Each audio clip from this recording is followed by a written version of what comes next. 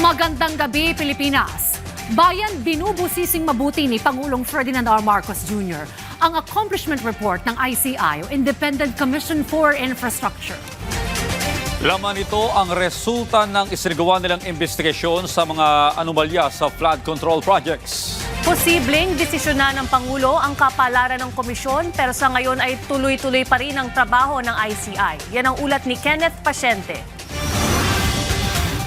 Pinag-aaralan pa sa ngayon ni Pangulong Ferdinand R. Marcos Jr. ang isinumiteng report ng ICI bago magdesisyon sa magiging kapalaran ng komisyon.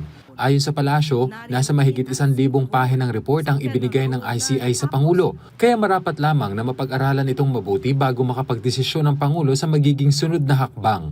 Kailangan pong aralin, busisiin mabuti. Hindi po kasi ito basta parang nobela lamang na babasahin at magkakaroon na agad ng reaksyon. So, kailangan pong aralin mabuti para po maging reasonable at tama ang magiging desisyon po ng Pangulo. Bagaman walang eksaktong timeline, sinabi ni Castro na maaaring matapos na ngayong buwan ang paghimay sa isinumiting report ng ICI. Gayunman, tiniyak ng palasyo na tuloy sa trabaho ang komisyon. Wala naman po kasi nagiging gap sa pagtatrabaho. Patuloy pa rin po nagtatrabaho ang ICI. Nakapagbigay nga po sila ng report at nagkatatrabaho din po. Ayon din po sa Ombudsman, sila din po ay nagpapatuloy sa kanilang pag-iimbestiga.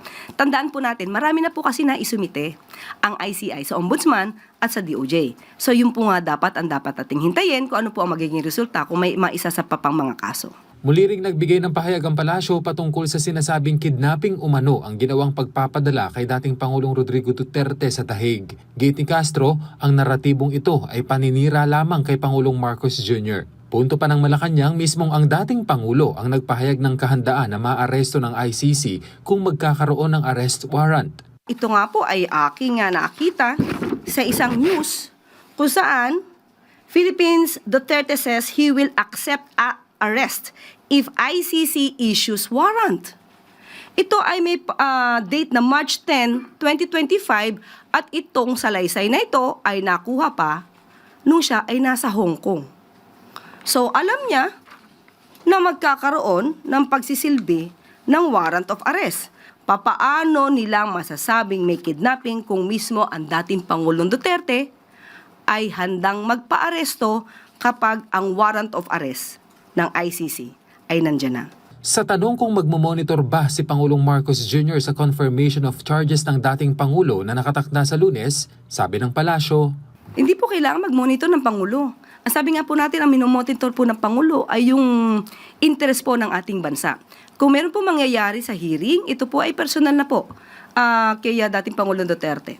At tatandaan po natin na ang mga nagsampa po ng kasong to ay kapwa natin Pilipino. Pilipino nagsampa ng kaso, nirereklamo, ay kapwa natin Pilipino. Hindi po imo-monitor, pero syempre kailangan po maging updated ang Pangulo sa lahat na nangyayari dahil mga kapwa Pilipino natin ang nasasangkot dito. Kenneth Pasyente para sa Pambansang TV sa Bagong Pilipinas.